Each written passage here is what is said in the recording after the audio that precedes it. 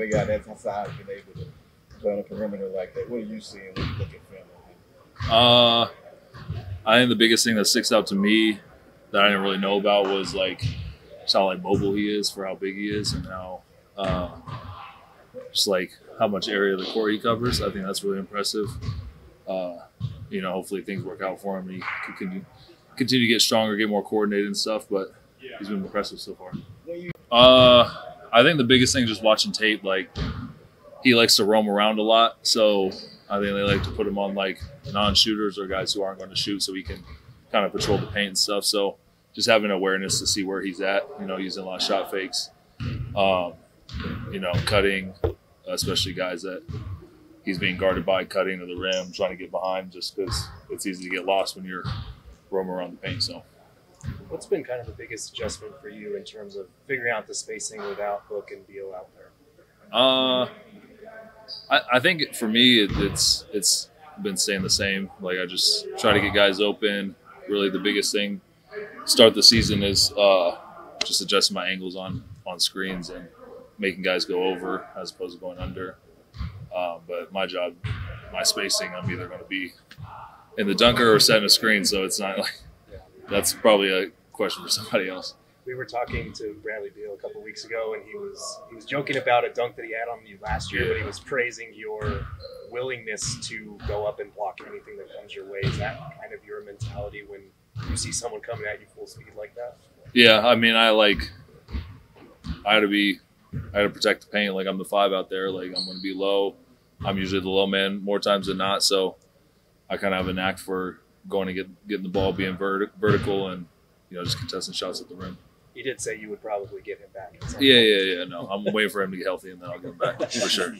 There was the one in Golden State where like Payton was loading up, and there are some guys in the league who would just see him loading up and be like, okay, like, it's yours, and you were like, you were gonna. What's your mindset there? Just that kind of makes you different there. The one you're talking about, I think you're talking about with Gary. Yeah. So I already knew he was going to try to dunk it on me. So I played with him like 2 years already. So I knew what he was about. But he took off from like that blue line out there, so I knew there was no way. I just needed to get vertical, and he was gonna miss it. But a lot of like, in my opinion, like shot blocking or shooting or whatever guys are known for is more of like reputation based. So the more blocks I have, the more dunks I have, or whatever, you kind of get that reputation around the league where guys may not try you as much as they would with other guys. So, I'm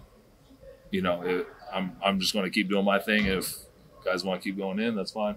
And if you find a highlight reel of some of the best shot blockers of all time, you see highlight reels of them getting dunked on too, right? Yeah. Part of it. Yeah, it's just part of it. Yeah, that's what comes. It's part of the plan for tonight, are basically making Victor uncomfortable. It's not just shot blocking, but basically trying to get him body and physically just kind of wear him out in the way.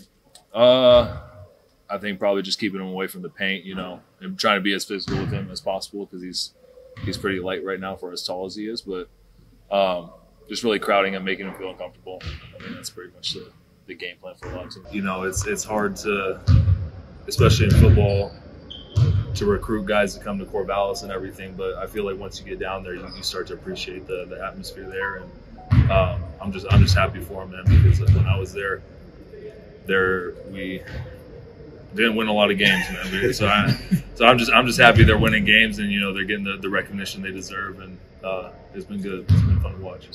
Looking at the defense, you guys have been able to hold your first 3 opponents under 110. What do you feel like you guys have been able to do well on that end of the floor? Probably covering for each other has been the biggest thing. Like we got a lot of guys who bring effort every single night and who play their role and do their job to the best of their ability. So, sometimes we can gamble a little bit. We got guys who can make plays, and then behind us, like we got guys who can cover for those guys and make up for those plays. So that's why I really love playing with Josh, Grayson, guys who are switchable on the bigs and stuff, because maybe they get beat going over the top and I have to switch onto the guard, and they know immediately just to get back and clear my guy out. And that makes my job a lot easier because they're not just able to throw it over the top to the big and vice versa and stuff. So that's just been the biggest thing. We just got guys who play the right way and cover for each other. How rare, I know you've been in the league obviously for a minute. How rare is it to have a group of guys with the same Yeah. I've never been on a team like this. Like it's fun, man. And when you have guys like Book and KD who are staying after shooting and getting work in, and they're some of the hardest guys who play the hardest on defense during practice and stuff. And there's no reason why other guys shouldn't do that when you have your best players doing that. So I love this environment. It's competitive as hell, and every day you got to bring it because there's 5, 6 other guys behind you wanting to get, they want to play too, so they're going hard too. So I love it, man. It's just competition breeds more competition, and that's how we're going to get better. Thanks, Drew. Thank you.